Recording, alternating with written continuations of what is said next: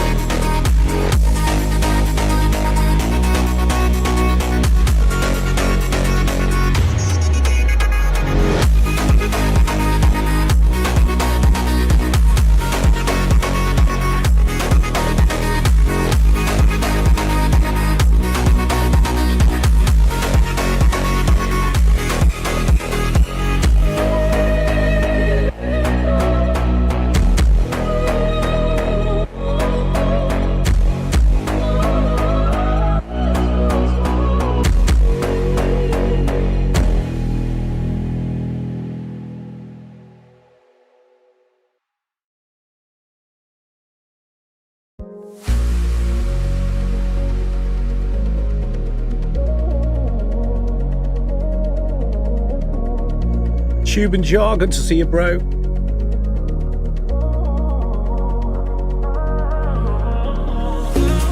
This is a Raptoreum.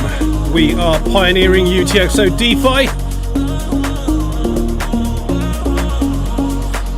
And we ain't gonna stop.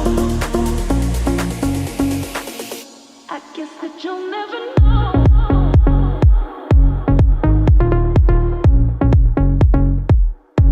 Hey, X-Ray, how you doing, man? What's up?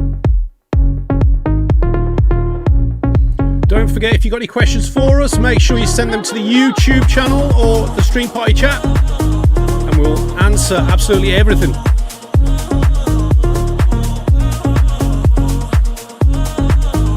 That's right, even if it's about Hunter's Cleavage as well, we'll answer that.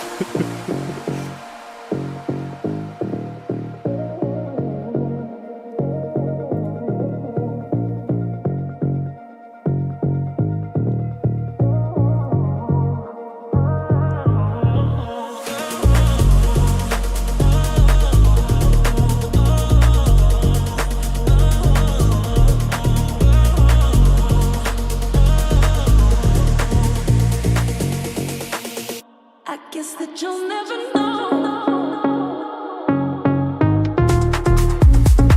Just about another 5 minutes now.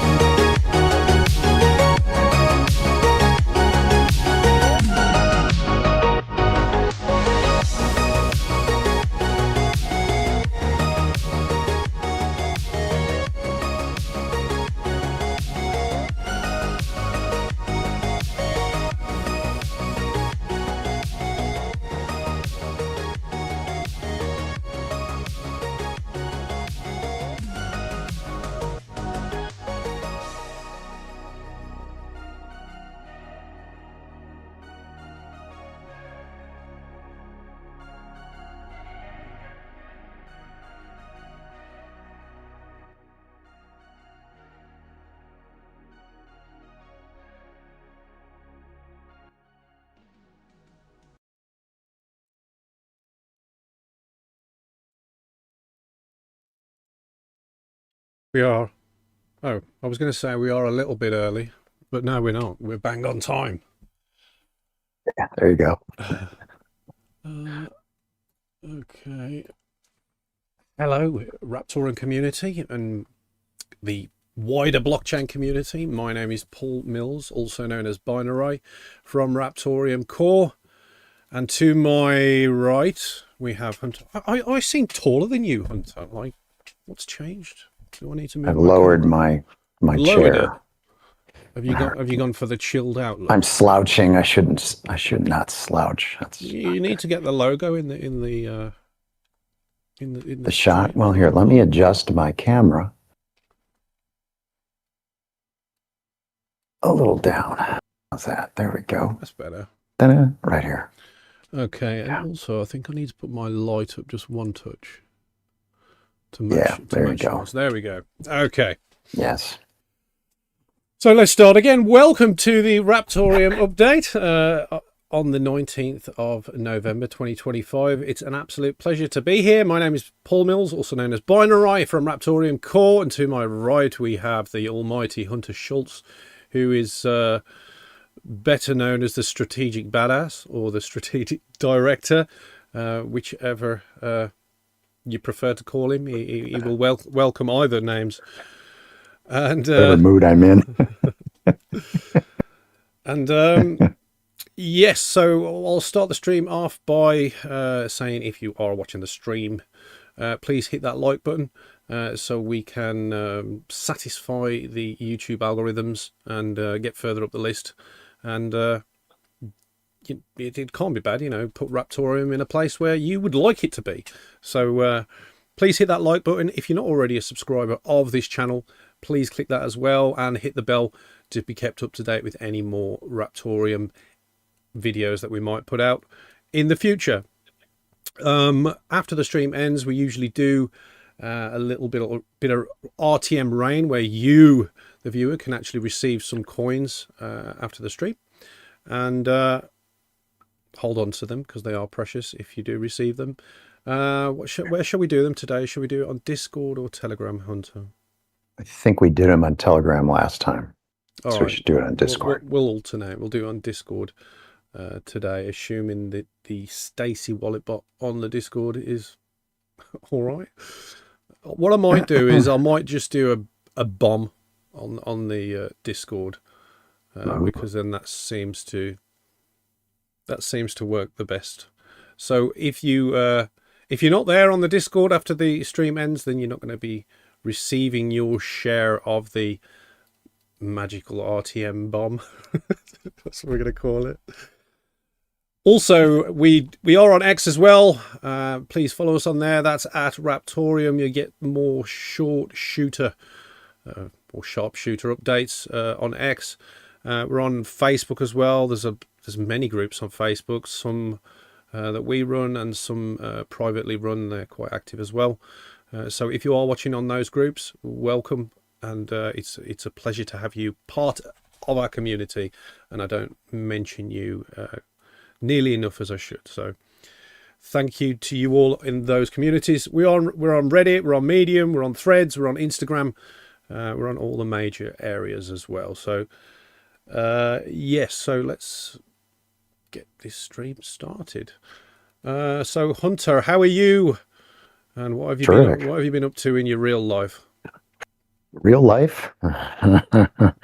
Dare I go into the CVT transmission debacle? Oh, so how's that doing? But anyway, actually, do it. Nissan.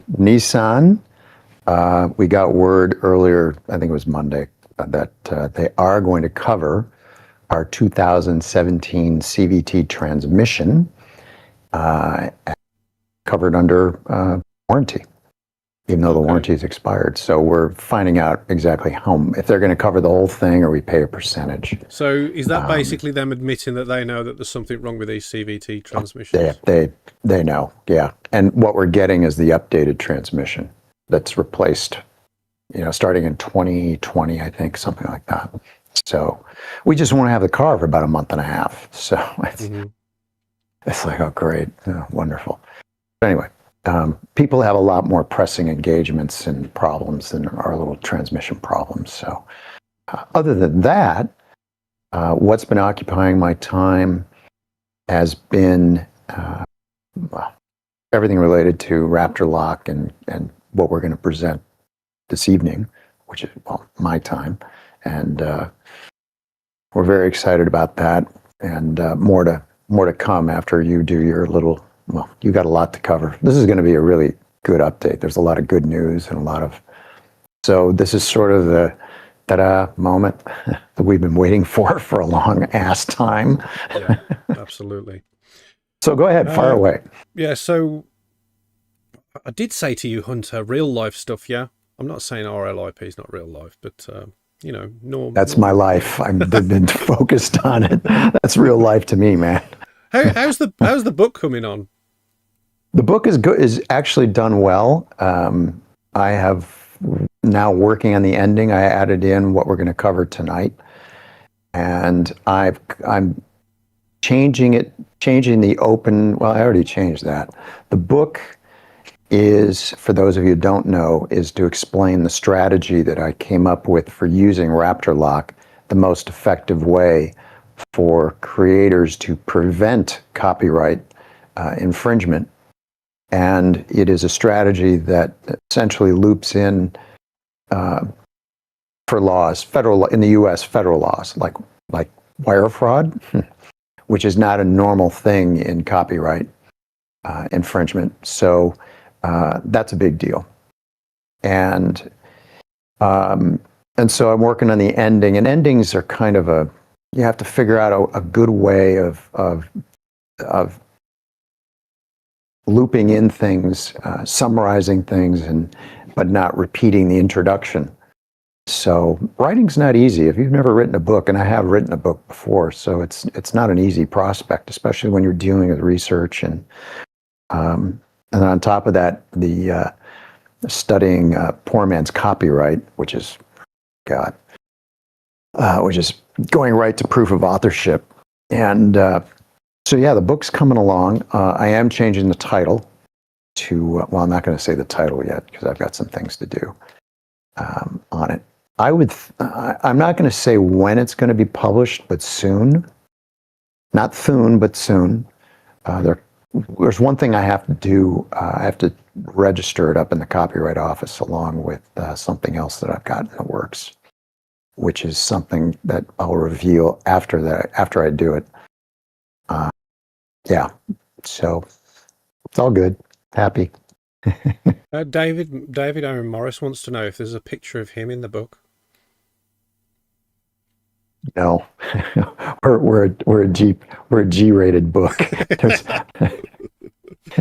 no, there's no. Okay. Well, in my real life, we have been. Some of you may know we've been doing a lot of work. We had an extension on the house, and along with that, we are currently recarpeting parts of the house, and we're onto the stairs and the living room, right? So we well, my wife pulls up the carpet on the stairs today to find that in the understairs cupboard the floorboards were just rotten and soft. So the carpet's being fitted tomorrow. So rather than work my normal real life job today, I've had to literally remove all the rot, the woodworm, and replenish all of that. So it's been quite a task, and I haven't stopped all day because there was a lot of work to do and little time, and I needed to make sure it was done for the carpet fitters tomorrow. So yes, so I've replaced the boards with oak hardwood, and as far as I understand it, woodworm won't eat through oak, and I've used a bit of bitumen as well to stop them biting into it, because apparently they don't like bitumen. So that's me. And then literally I've sat down here with Hunter as soon as I'd finished that. We had an hour, a bit of a chat, and here we are now on this stream. So yes, that's been my day. other than that, last week I couldn't do the stream because my wife had to go to work and stay there during the night, and then she'd been back again for about another week and a half away. So we've been dealing with all that, and I've had to be in the house with the children. So that's why I couldn't be in my office away, because it's not good leaving your kids alone, is it really? It's not the done thing as far as history teaches us. I'm not going to name any names in terms of that anyway. So yes, it's good to be back, and I love Raptoreum. So of course I'm really excited to not only hear the updates that Hunter's been telling me in DMs and in our recent chats, but also some of the exciting things that have been developed by external projects for adding to the circulatory economy of this blockchain project, Raptoreum. So it's really cool. So let's get started, shall we? So big thanks to those that are boosting our server.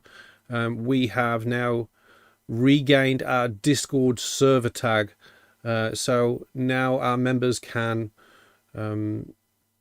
show their love for Raptoreum on their Discord accounts by showing the RTM and the little emoji that comes along with it. I think it's a golden sword, isn't it, Hunter? I think it's something like that. Yeah, so I gave a couple of boosts. I think Falcon gave one. I know Fudweiser's boosting as well, and many others. So Hunter Twice. as well. Sorry for missing Twice. that. Twice, yeah. Twice, yes. Very good. Apparently your mic is weak compared to me. Is it? Okay. Yeah.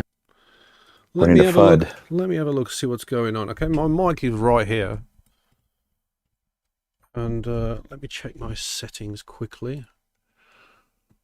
Just before we jump in.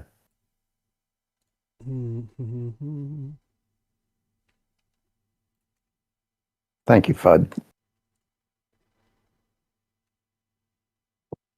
Check. It shouldn't be. Maybe if I just move it right here. Is that better? Yeah, I can definitely. Can you hear me perfect, Hunter, on your side? I can hear you, but now I hear you even better. Okay. I'm just going to quickly check my Discord. He says better. Yeah, he says better. I'm on the Discord. I usually have it further away, so you can't actually see all of this, you know what I mean? Yeah. But let's see how that works. I'll put it down there. You can't turn up the input volume? I don't want everyone looking at this bit, you know what I mean? Let's put it down there. Talk louder. Oh, by the way, guys, this was Hunter's idea for streaming. So I'm actually using dual monitor stands that clamp onto the desk. So I've got the teleprompter here, which I'm not currently using, by the way, because I'm so professional. I don't need one. Maybe I should use one. Actually. I'm not using mine either. Aren't you? And I'm not even that professional. Well, you were badgering onto me about getting these teleprompts, and I was like, all right, I'll get one. It wasn't cheap, they're quite expensive. And I got it'll come in handy later. Okay.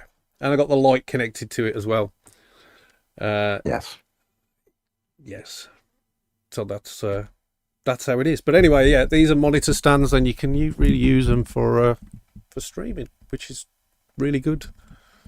And yeah, it's obviously much lower price than the genuine stands and things like that for microphones and teleprompters. Okay, where am I? So we was adjusting the mic. I'm checking Discord, and then we're going to carry on. So my input Seems volume, good enough. I've turned it up to 98. Don't like to have it on 100 because it goes onto the red distortion. Yeah, goes onto the Reddit. If that sounds good, then I'll carry on. Apparently it does. All right. Okay. So, we mentioned on the last stream that we had an exploit on the website. A naughty person, was got into the back end of the website and was setting up all sorts of links and things like that. So we had to roll back the site. We enabled 2FA on the back end of that. So everyone who accesses the site now has to use 2FA, which is a good thing. Maybe we should have done that before.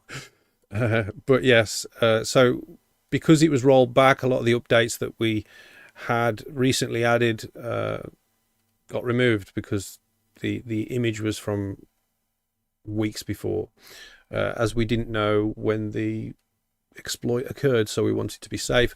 So it was yesterday or the day before, I redid some of the changes, or the majority of the changes to the website, including the wallet page and the removal of some of the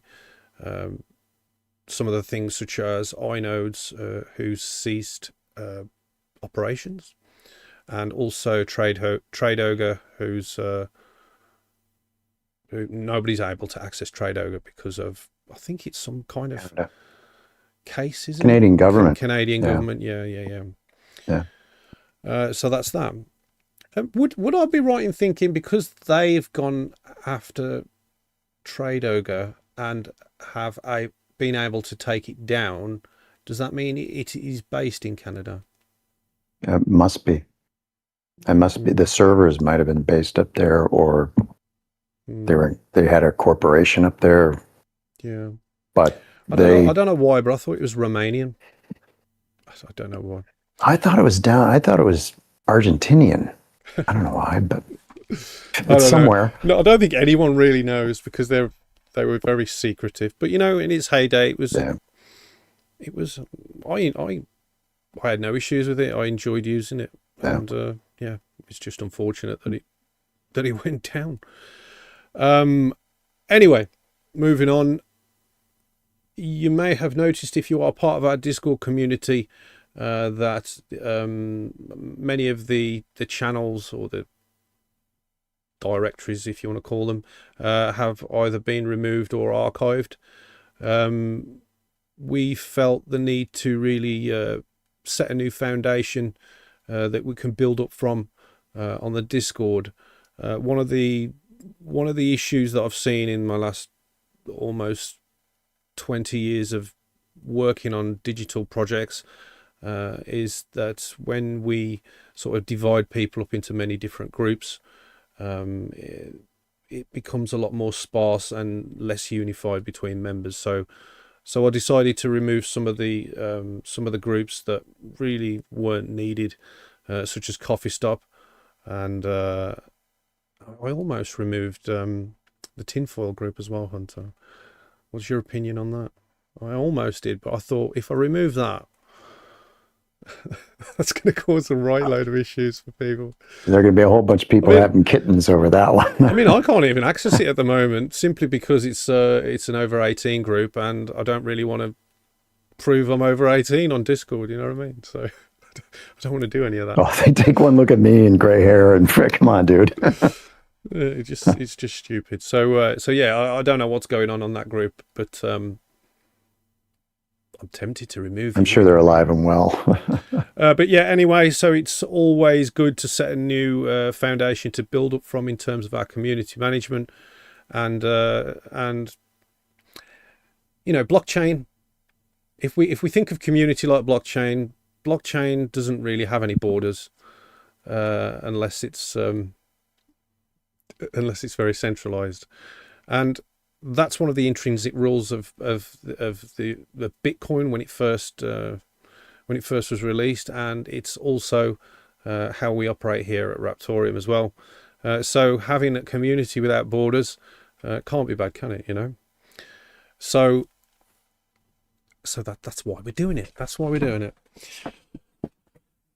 Anyway, we have myself and Mancini have been building a project called Talon. Many of you know what it is. It's primarily a UTXO DeFi focused wallet where we aim to revolutionize UTXO DeFi in a way that it has never been done before, by displaying us in a familiar way to a lot of the EVM based or other token chains such as Solana do with Phantom and MetaMask and other browser based wallets. One of the issues was the way UTXO wallets work. It's hard to actually provide that experience and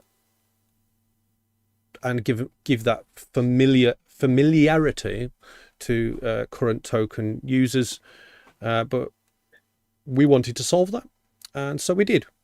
And during that process, we have had many iterations showing what it can do, how fast it is on Raptoreum with InstaSend, like bam, sent, bam, received. Absolutely fantastic. If you want to actually see that in action, that is on this YouTube channel on one of our previous videos. Just search for Talon Wallet, you'll find it. And that shows the speed of Raptoreum. And if you build on Raptoreum, the potential compared to other chains for getting the job done instantly. So that's something that people really forget about this project.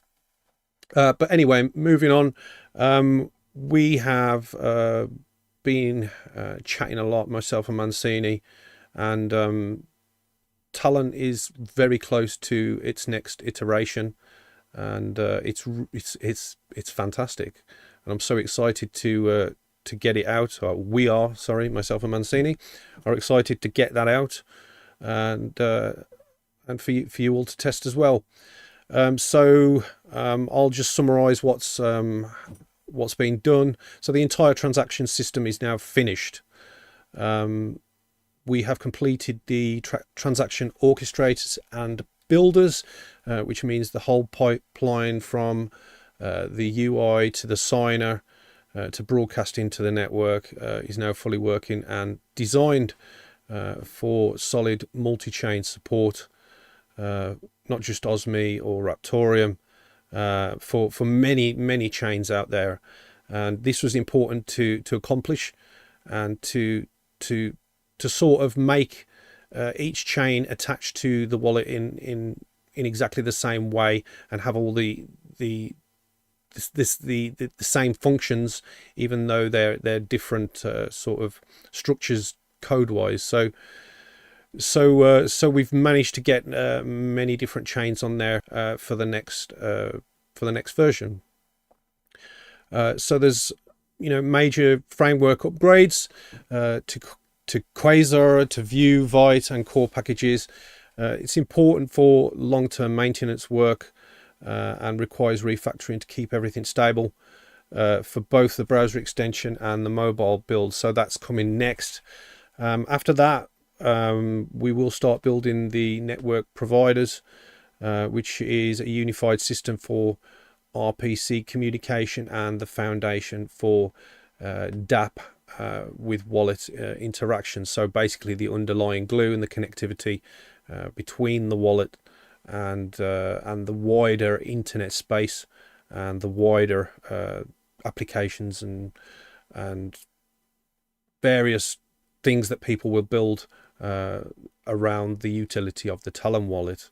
So this this is a key step really toward making Talon wallet a truly multi-chain DApp ready wallet that can really flaunt itself on the world stage and provide a much deeper user experience, not in terms of difficulty, but in terms of utility for anyone that really wants to use blockchain and really focus on its utility for the future. So it's really exciting for us, and we are really excited for you to actually see it and use it. And that's all I'm going to say about it really. It's great. Our website is talon.is because Talon is awesome.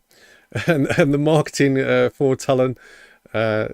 We deliberately had a domain name with talon.is because we can put many words on the end of that and have a clickable link with Talon.is. So we thought that was cool. And a lot of people have said that's cool as well. So yeah, if you don't like it, it's tough. That's what we're doing. So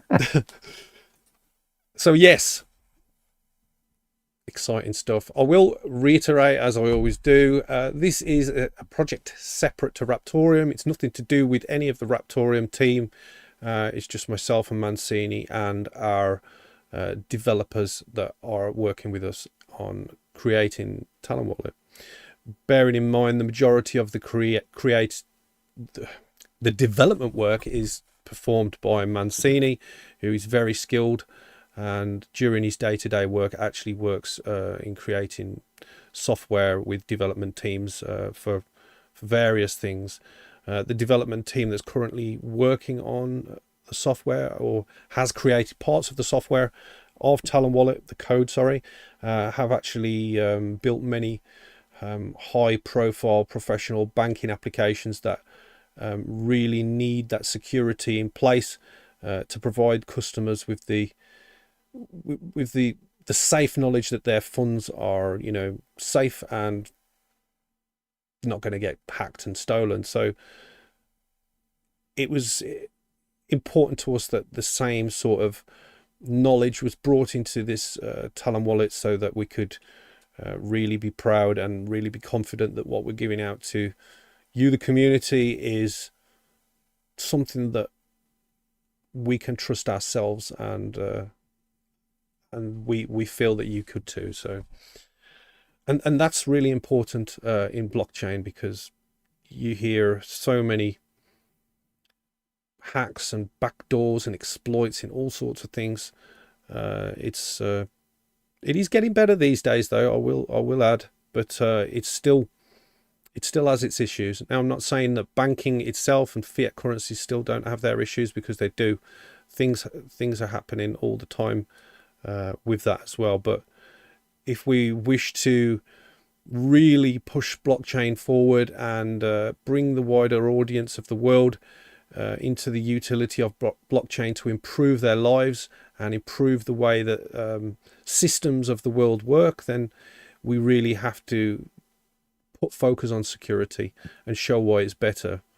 And I think by doing what we're doing and working with Raptoreum, which I might add has never gone down, and is based on Bitcoin technology, then I'm sure that we are on the right path. So yes, it's exciting stuff.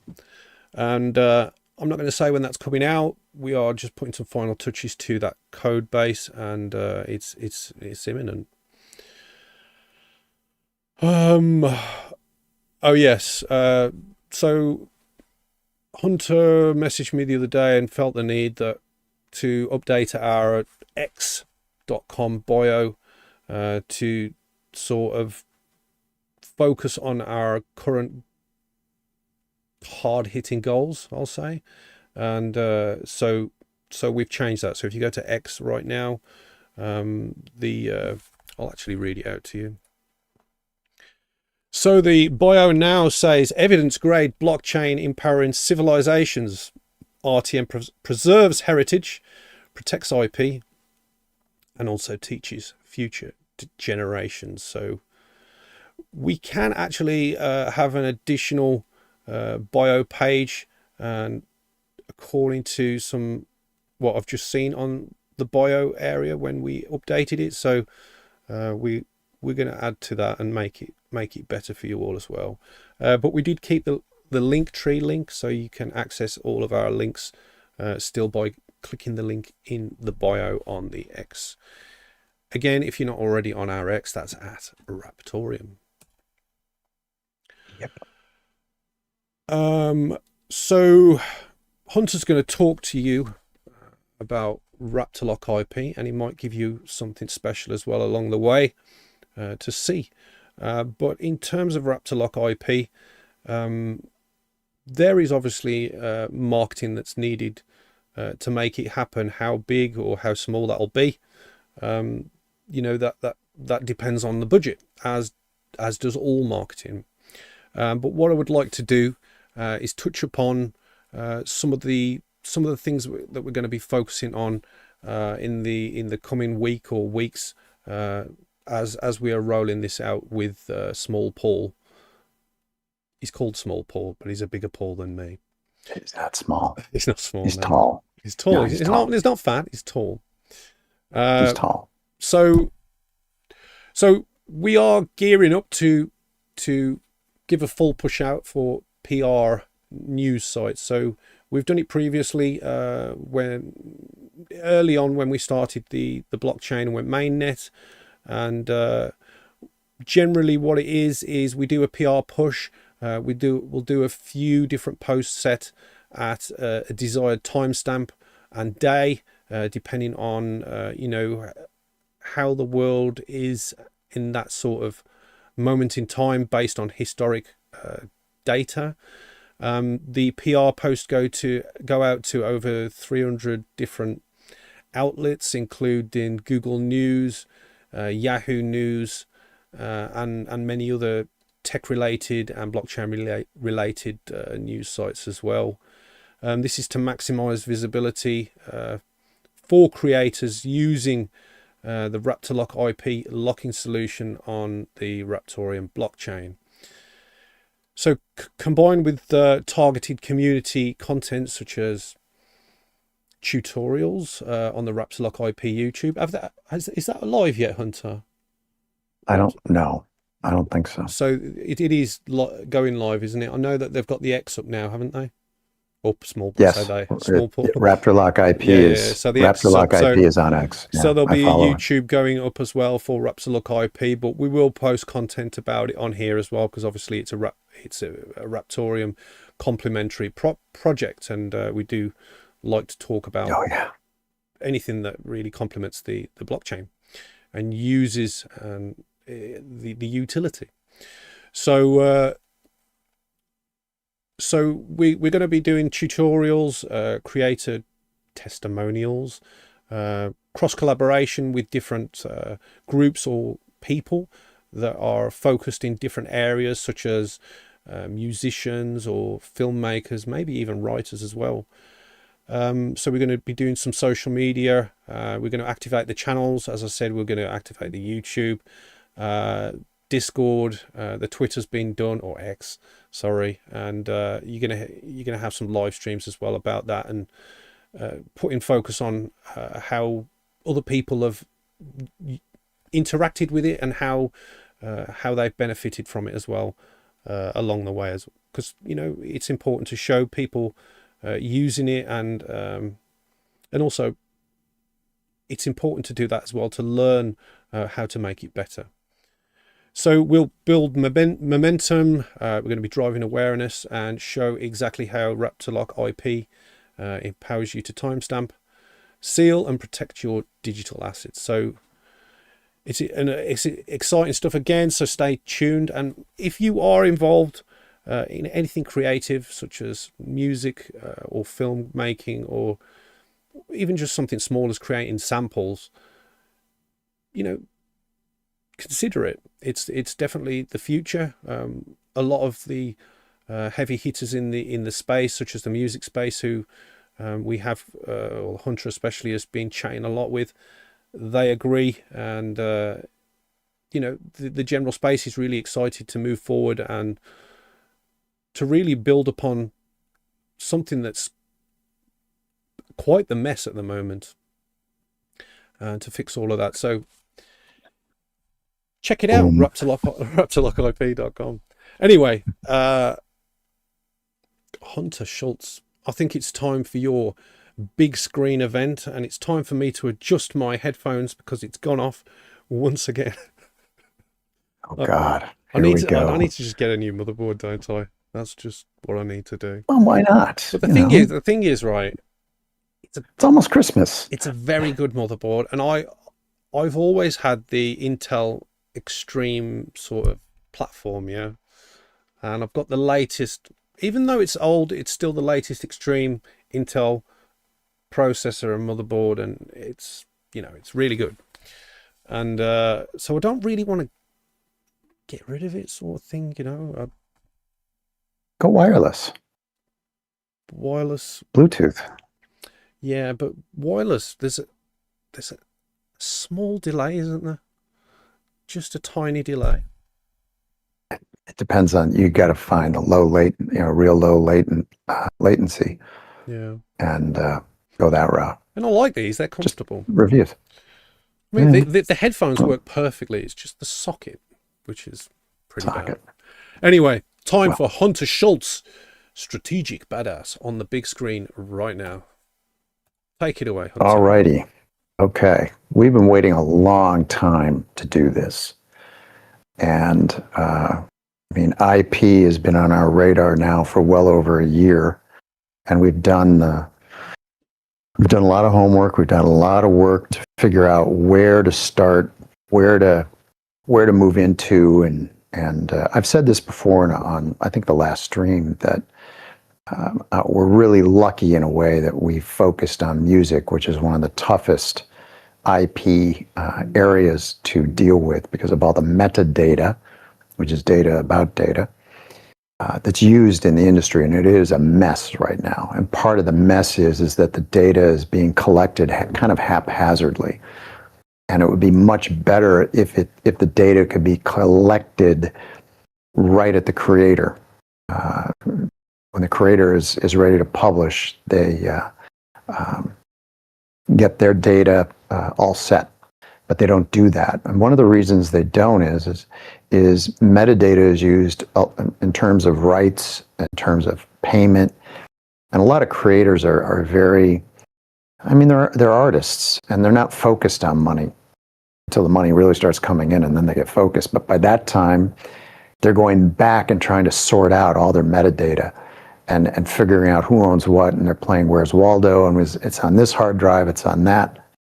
So what we discovered is, by adding metadata to what we do in that big section of the site, which I'm going to show you in a minute, we solve that problem by gathering as much metadata as possible at that point in time. There are some things that happen later, but we didn't call this show Sub-Assets for nothing, because sub-assets are a truly revolutionary part of the equation.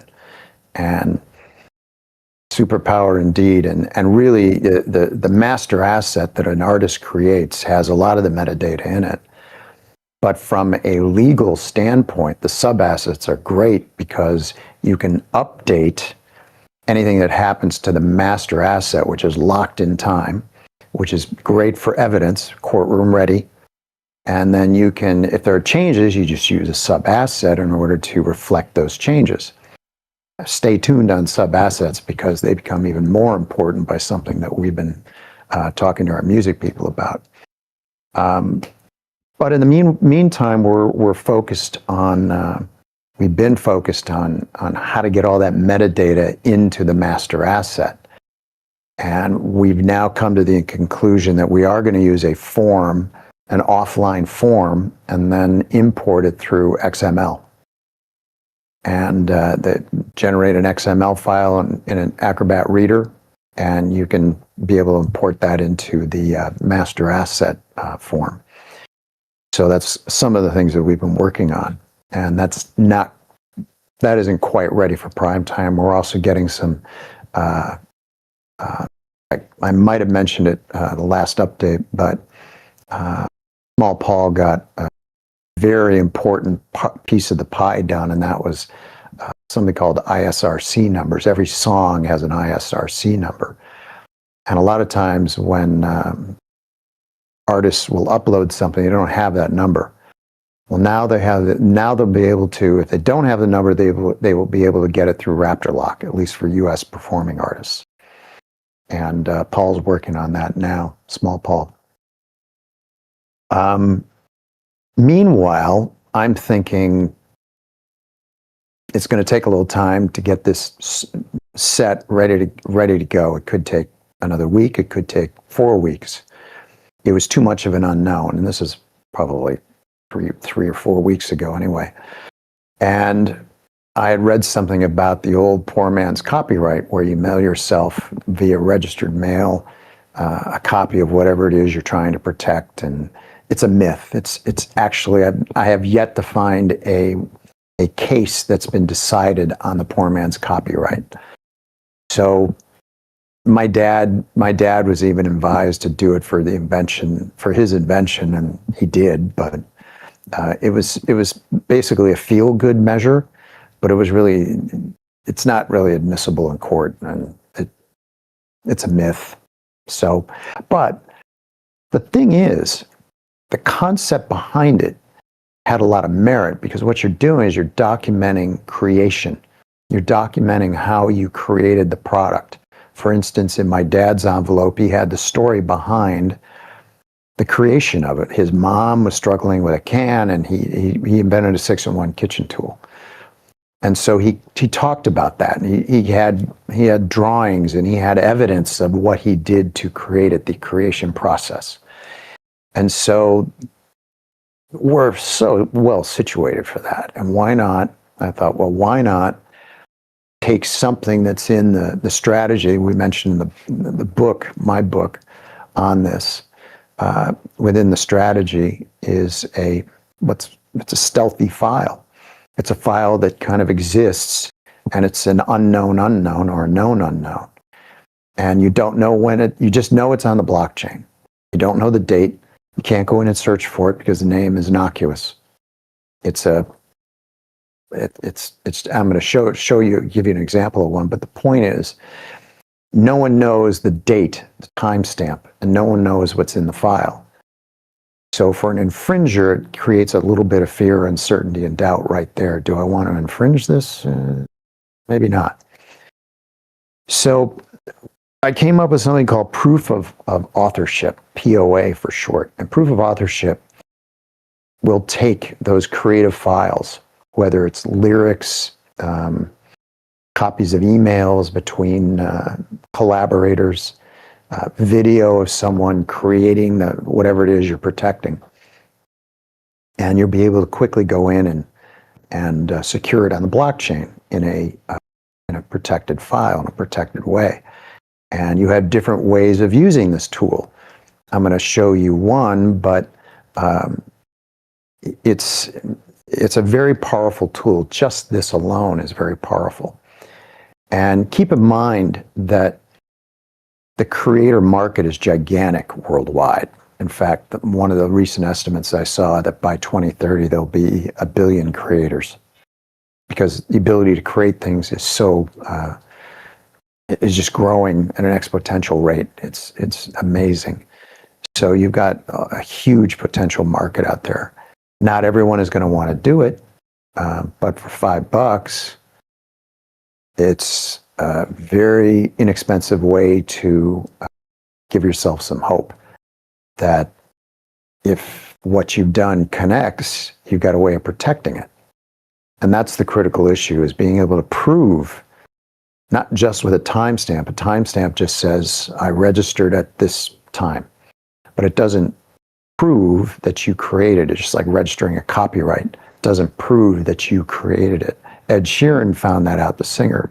He found that out a couple years ago in a copyright case that Marvin Gaye's estate brought against him. He won the case, by the way, because he had the evidence, but he had to go to court and show all that evidence.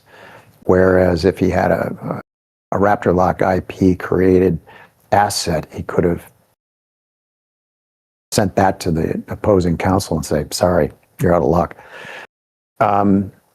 So the design is to prevent infringement, and if it does happen, or if you get contested, it's a way of proving that you did indeed create it, which is what a judge is going to want to see if it went to court. So we have there are kind of two modes right now you can use. There's stealth mode, which is kind of the unknown asset. And then there's what I call kind of an intimidation mode, where you would actually send a link and say, this is what's on the blockchain. And you're claiming that you own it, but your YouTube upload is way after my evidence right here. That can stop a lot of things right there. So there's different ways of using this tool. which is quite exciting.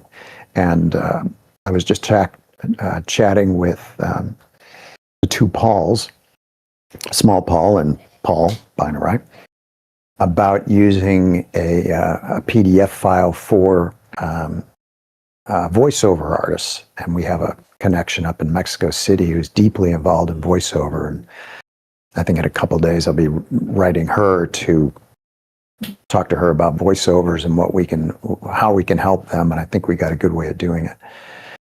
So why don't I jump in and do the proof of authorship demo and show you all what we're doing. I've got to, wait a minute, let's go here and tell me if this is going to come out right. Yep. How's that? Got it. Got it? Okay. All right. So this is the home page right here. And you can see the Explorer, which, by the way, is right here. This is a most recent, you can see if it's on the blockchain and it's Raptor locked, which is the verb we use. It is that's the only thing you see. You won't see any other content behind it because it's encrypted. This is an asset right here that uses standard PDF encryption, which isn't as strong as what we're using, I guess. But as you can see, you need to, in order to see it, you need to enter the password. So go back to the home page. So when someone sees the link about or doing POA, they'll come to the home page, create a POA. Now, mind you, I've already got a local wallet ready, but there's a step before this. If you've never been on, you create a wallet, and it costs $1 to do that. And that'll keep the bots away from doing strange stuff. So here's the proof of authorship page. We have a quick start guide over here. Create your sealed proof of authorship, which is essentially the blockchain enabled poor man's copyright. And you can see there are 13 steps. I'm scrolling through them because I'm going to show you something else. And continue to create asset form. And here we are. So right here, and I'm going to do this so you can see it. We have asset type, master asset. And I'm just going to put in an innocuous name like that, which is perfect for hiding something. And I'm going to click, one of the things we did last week, which, again, Small Paul, wow, let me tell you, we try to figure out that guide disappeared, right? Well, how can we bring it back in some way? Well, bingo. We have it now on the side. And you can then scroll it to where you're at. Asset type, asset name, and then open the generate form. So here's the proof of authorship form.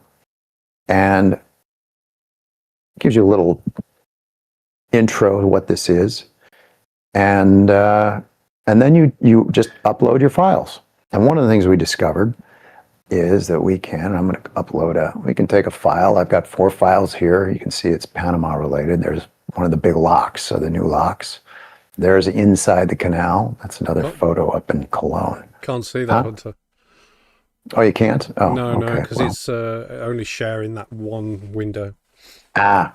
Well, I'm going to drag a folder what these photos are in over to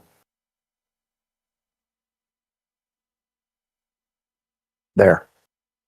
Yep. So now you see the files are in there, and I can remove them and whatever I want. So that can be, what can those files be? They can be video of me playing a song, creating it. It can be up to 50 megabytes worth of data. And we try to make it as easy as possible. One of the things we said in the beginning on the user guide is get all the things you want to save into one folder, so that it's very easy to import, and I just showed you that. And then some of the things here about set your passphrase, the encryption. Obviously, the longer the passphrase, the better, but a minimum 12 characters.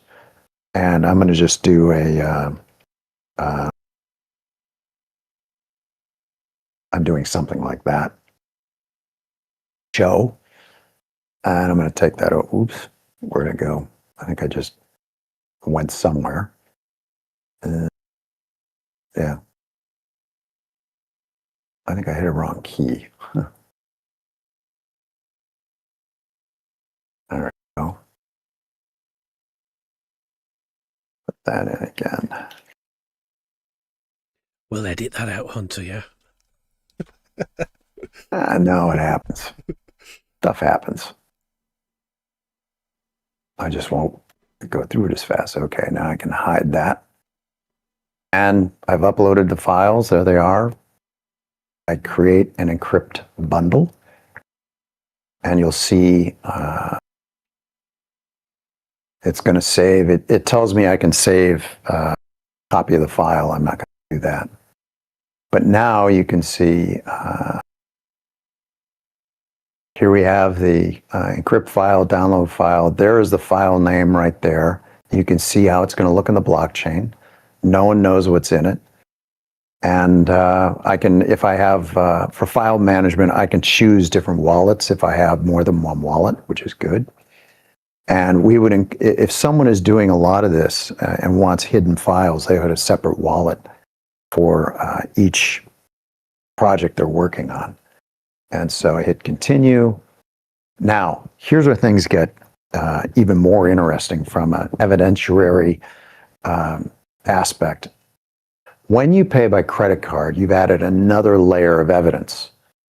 Because when you pay by Stripe in this case, which it's now preparing to do, and that Stripe page pops up, here it is, I can go in and pay, and I not only get a Stripe receipt, but on my credit card statement, I'll have, from my bank, I will have a transaction to show that corresponds with what I'm doing on the screen. So there's an all-important banking evidence layer that this provides, which just further strengthens your court case. Now, you probably wouldn't even go to court because you can show this is the evidence that I've got, and an opposing counsel is going to go, you don't have a case. This isn't going to happen. Don't even go there. And that's the whole point. You want to avoid court. You don't want to go to court. And this is the type of thing that enables people to lock down what they've done. And I am just going to close that out because I don't need to do that anymore, do I? Okay. Yeah, so what Hunter's trying to say is you've got that trail for what they're looking for in a court for that transaction, and also it helps creators with their finances and their tax returns and things like that come along with all of that. And the important thing to note here is so this switches on the back end, and into RTM, then that satisfies the asset creation or assets and sub-asset creation that the user initiates with this transaction. So yes, it's a very good way to use the utility of the blockchain. For most people, they don't even need to know anything about blockchain because it's so easy, and the transaction happens in a way they're already familiar with, and in a way that satisfies many legal obligations all around the world. Yep. Yeah, it's a huge deal in many different jurisdictions, this whole process. And mind you, this is only a part of the whole overall strategy that I came up with. As I'm looking at what we had, I thought, wow, this is great. So that's the reason why I'm writing a book, and I'm almost done. Well, I'm almost done with it, writing the ending, and when I mentioned that before. So if you're not familiar with what we've done in terms of proof of authorship in the background, there's a six post series on our blog site going through the myth of the poor man's copyright and how it's been updated and totally revamped and brought into the modern age where it will actually work in court, which is a big deal. So that is on our blog right now. And I might add that Alejandro, who's the Spanish marketing manager, who's down in Brazil, is an attorney by trade. And he's reviewing some of the news releases and also the strategies for what we're doing just for Latin America. But he's very bright, and he's looking at the world too, and he's saying this is so needed. And in Latin America, we actually can be a front runner, and having courts look at what we're doing and saying this is a good idea. Because virtually everyone that I've talked to has said this is good, this is really good, and it's needed. And I've just talked with the music industry. So I haven't even gotten into audio visual and film and all that. But and also I did speak with someone about photography. So there's something else that came in this morning via email with one of our music industry connections, and his name is Dave Bogan, and he is a longtime blockchain in the music industry and supporter. And way back in 2018, there's a video of him talking about a lot of the things that are happening now. So imagine that. So Day is someone, when he starts talking about something, we freaking pay attention.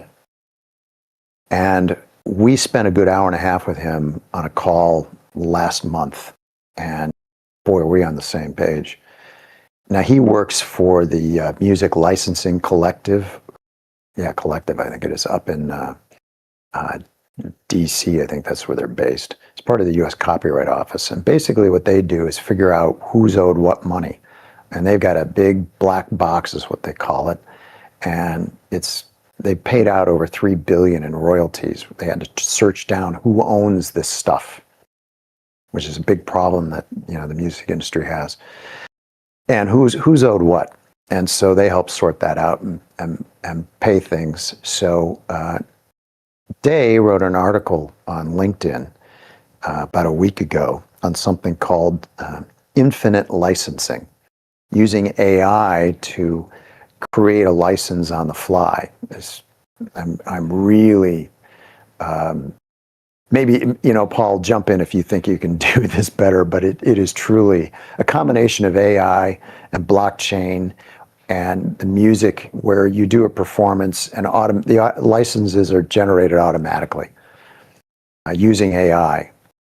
And so it is a cutting edge area. And I got a note, I sent an update to Day a couple days ago, just saying what's going on, and we're going to do a demo for him. And that the demo is delayed because we're working on this upload factor, but we're doing POA, and then I mentioned sub-assets and things like that, and also the blog post that he did. So it was on LinkedIn, excuse me. And he wrote back and basically said Raptoreum is really good for this. So I don't have the exact quote in front of me, but it was very encouraging. When he says something like that, I know we're on good solid ground. And we really haven't even gotten into it. We're going to have a chat with him. But where sub-assets come into this is the AI still needs metadata to get some rules. What is a musician going to allow? They may not allow their music to be used for a political ad. They may not allow their music to be shown in certain countries that they've escaped from X country and they don't want anything to do with it. So AI is going to need some guidance, and AI can go in and look at the sub-asset and go, okay, I've got guidance, and it all happens right now. And so that is, and on top of that, it can also sort out payments. So someone gets paid right away. I mean, it is what he came up with is pretty amazing. And lo and behold, we have ultra low transaction processing fees. So, and combined with, maybe it's Talon Wallet and InstaSend, and I think we're really positioned quite well to be the tip of the spear on this. And I sent him a reply back today and said, hey, when you get a chance, send me the metadata you think could be used. And then the next thing was, why not? Maybe we can integrate that into Raptor Lock now and show people how it can be done. So anyway, that was the fun stuff that's happening today. So when Dave's talking about infinite licensing, we are definitely paying attention to that. And it was really great to get that email this morning. That was because that's a huge deal. It's a huge deal, and it's a good way of dealing with how fast things are moving within the industry. And there's one thing I wanted to mention, and that is that what he's doing is he's going to be a great internal champion for infinite licensing, and I look forward to having him on a video. Let's say another Raptor chain reaction if need be. Oh yeah, he did say he would. Yeah, he's happy to do it. Yeah, that would be brilliant. Yeah, we got good stuff to talk about. Right. Yeah, but let's do that after Raptor Lock IP launches. The music, get that sorted out, and then he come in and talk about a number of subjects because he's very good at it, and he's a great guy. Been very, very helpful. And anyway, so we finally have the last thing I do want to say is we finally have something for the community to go out and promote, and that means I think next week we'll have more on this. You're going to have places to go and visit and educate many communities. Reddit alone is loaded with opportunities to say, you know what, you can protect your work. Just go to Raptor Lock it. Oh, how do I do that? Well, go to Raptor Lock IP and follow the instructions, or download the user guide.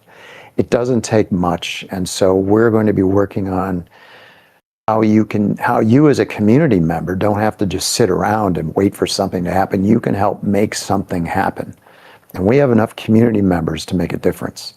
And we don't need necessarily a gigantic budget because we don't have one, and neither does Small Paul. It is his project. We've been doing a lot of helping him out, which we are happy to do for other projects, I might add. We've mentioned that before. So you'll be able to go, and we'll have a list of possible places for you to check in on. And again, Reddit is just one. So yeah, we're at a new stage. This is a brand new ball game, and ta-da! Here we go. Gird your loins, because it's going to get busy around here. Tube and Jar sent a question in. Where do these files actually get stored on chain? Question mark. So do they? So they sync with nodes? So no, the files are actually on decentralized IPFS, which is multiple pinned, not just a singular IPFS as well. It's actually has a fail-safe backup as well, as we talked about this in a lot, really, to make sure that it was seriously immutable. And another cool thing that Small Paul discovered was that we could link multiple IPFS CIDs together and the files underneath them to create the interlinking of the assets that are submitted for Raptor Lock IP. So we are not constrained by space.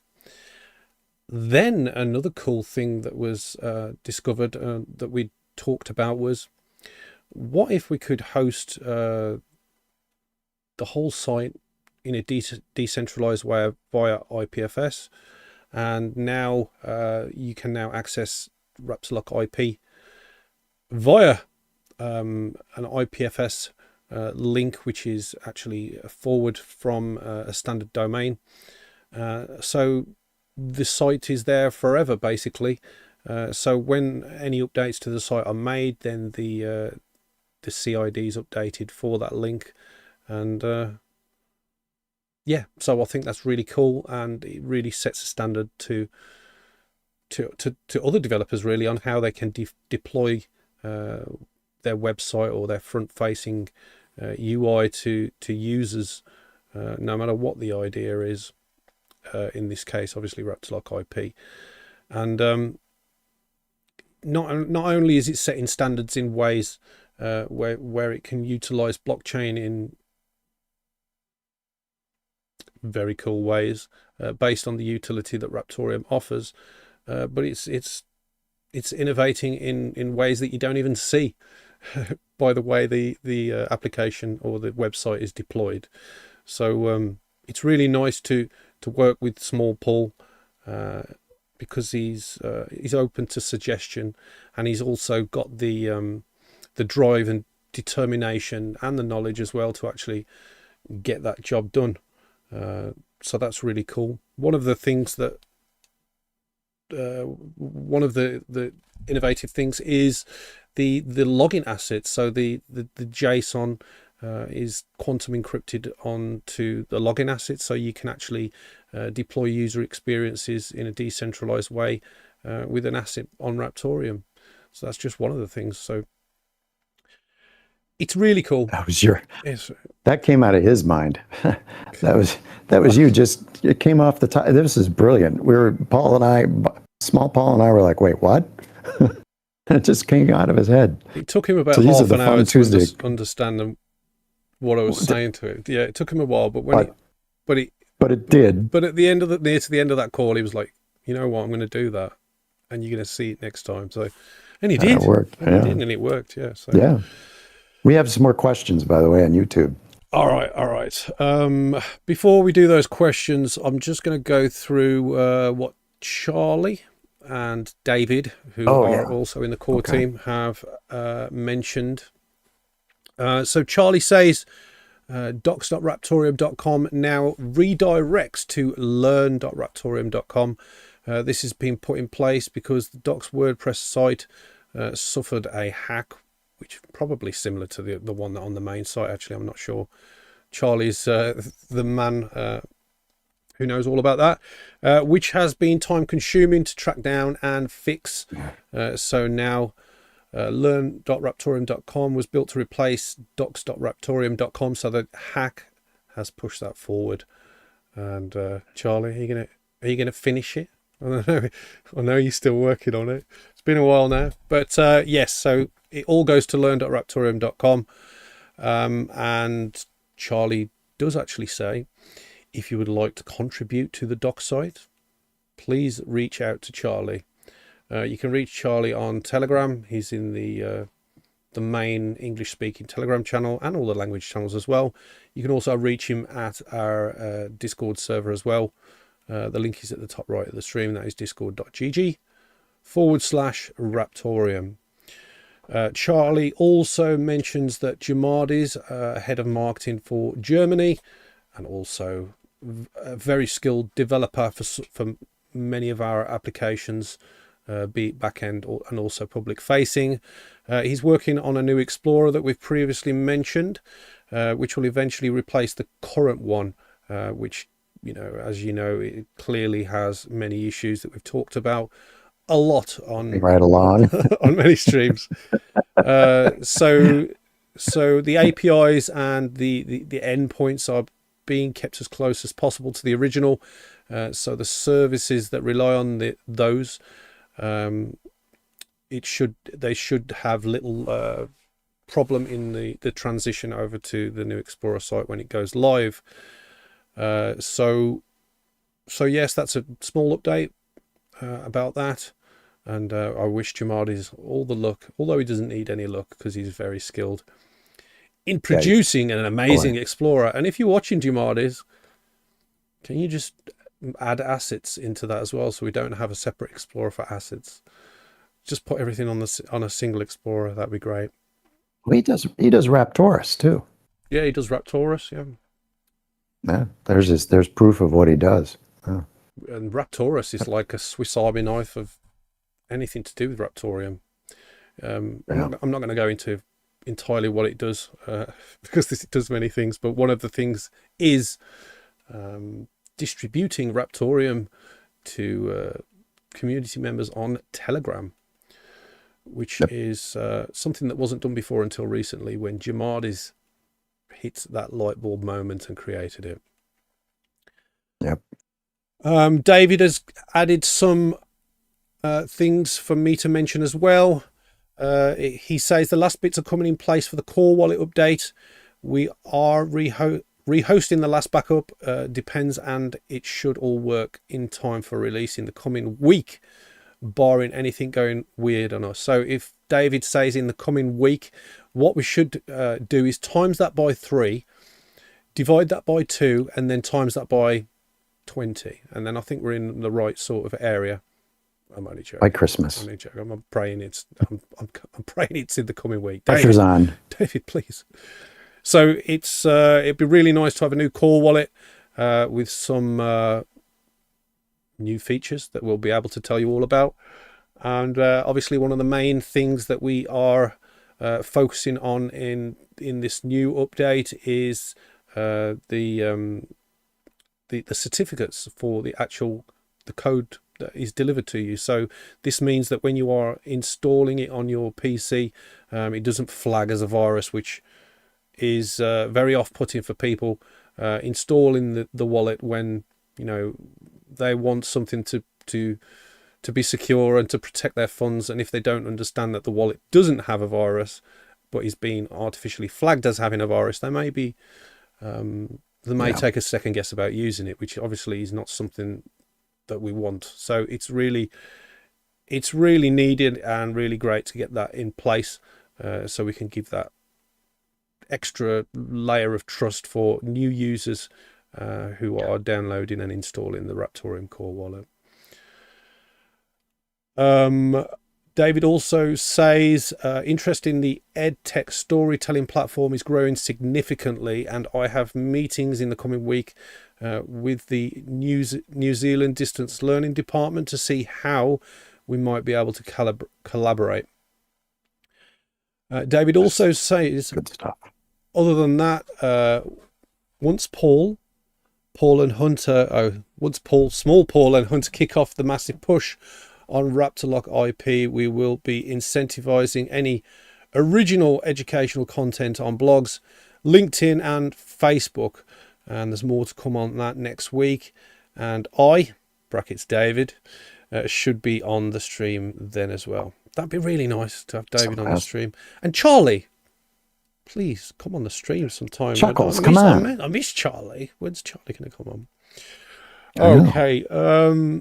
So you mentioned to me, Hunter, that there's some questions on the YouTube. Well, one of them is, where's Piggy?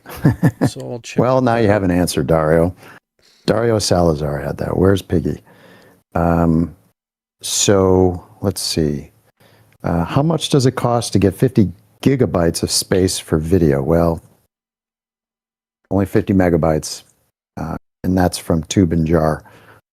So he's talking about the IPFS deal. So it's limited to 50 megabytes.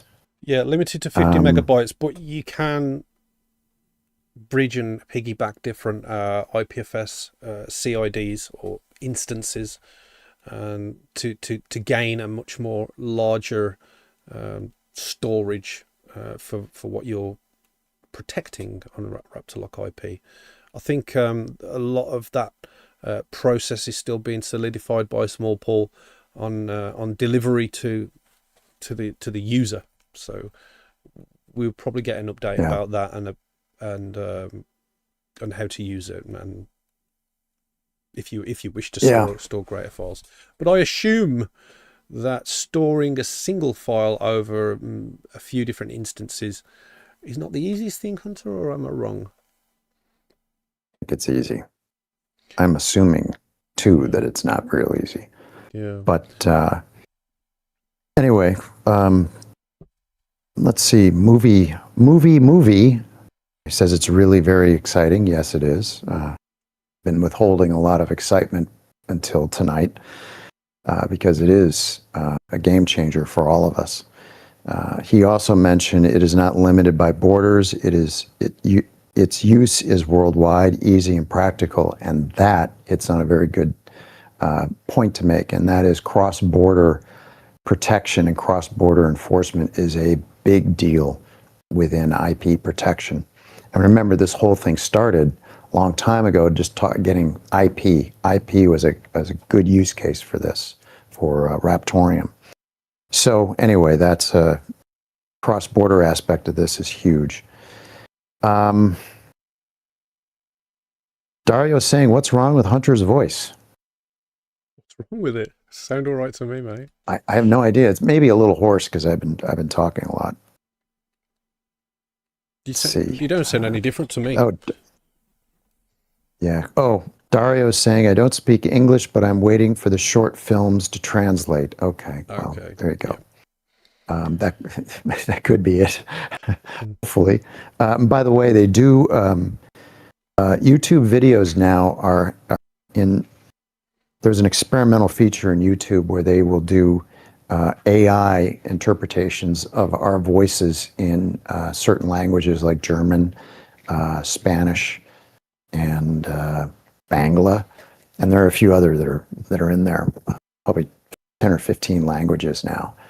So if you have your browser set to, I think Russian is one of them too. So just as an FYI, YouTube is cranking that out. And we've got a very there you are. We've got a very important question from Fudweiser, who is Sherminator, the highest administrator role currently on our Discord, other than Core. Yes. But anyway, Fudweiser says, how many tins of spicy parsnip soup do you have left? And the question is aimed at me.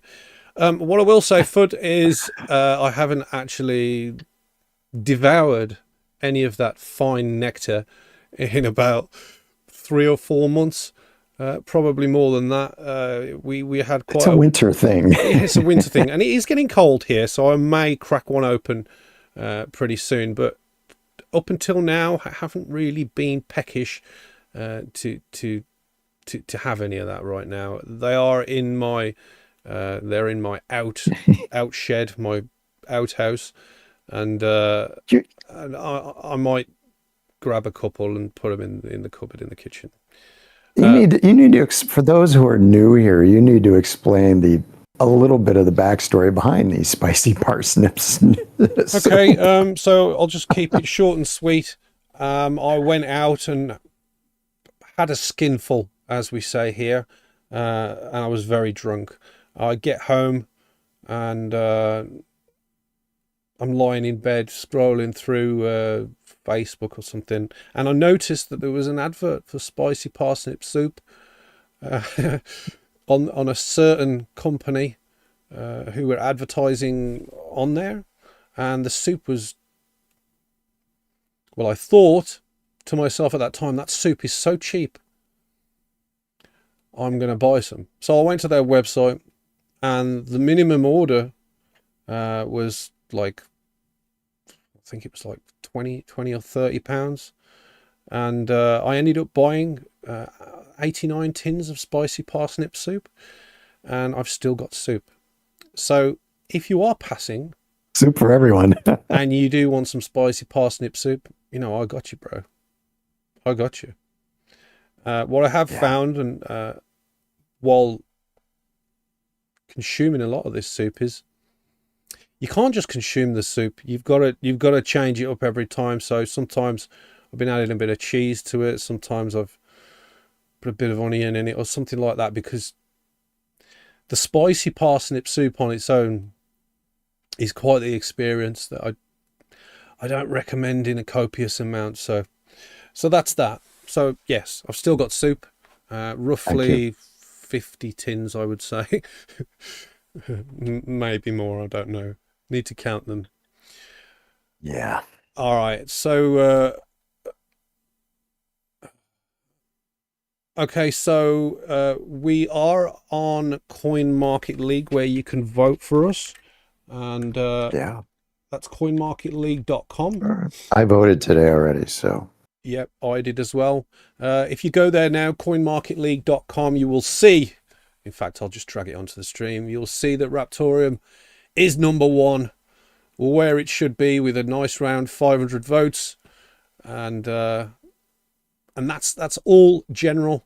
as well for categories. That's And mineable.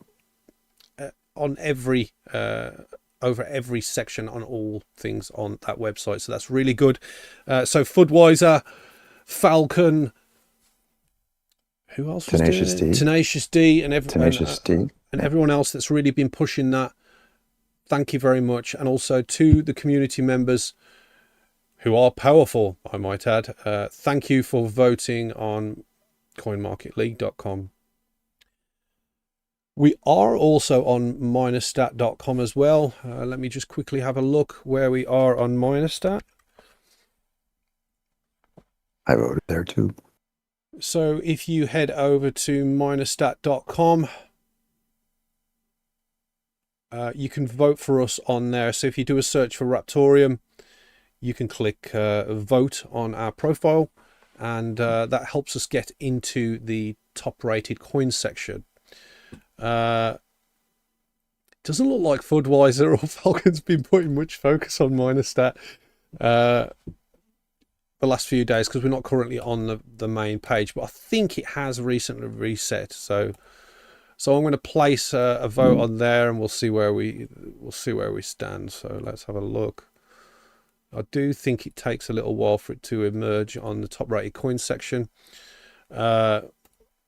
Yes, it does. So yes, please put votes on minerstat.com. That's where a lot of miners go to see the stats of various coins and potentially consider mining Raptoreum, which obviously secures the network and helps others transact on the network as well. So yes, please do that. Where are we now? If anyone's got any more questions for us, please send them into the chats right now. This is your last chance.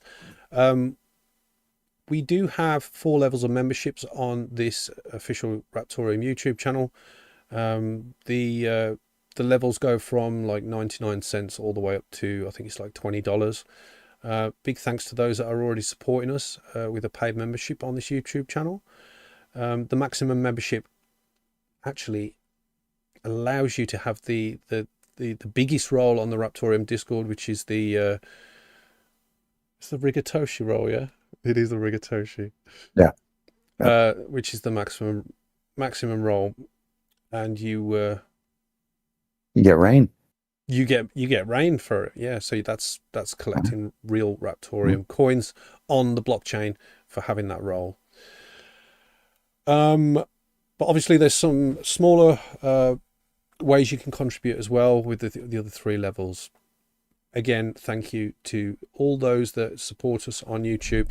It really goes far in helping myself and Hunter focus on some of our marketing initiatives that we have talked about on this stream, and helps us really keep this channel live and kicking and legal in terms of licensing and other things that we have to abide by in order to deliver the content in the way we do to you all as well, including music and various things like that. So so yes, great stuff.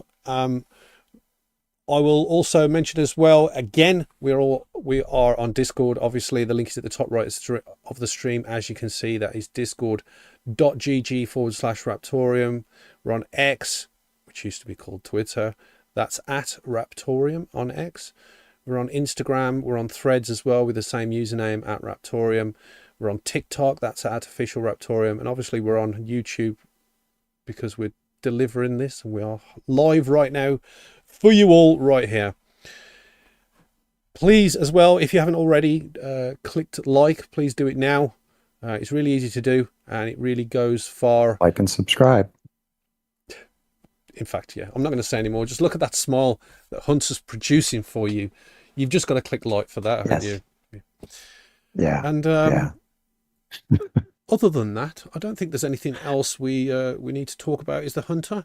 The only thing that we need to do is give Hunter some final words. Now, Hunter, by final words, I don't mean half an hour. I mean a sentence. So if you can do that for us, that'll be great. Educate target market for RaptorLockIP.com far and wide.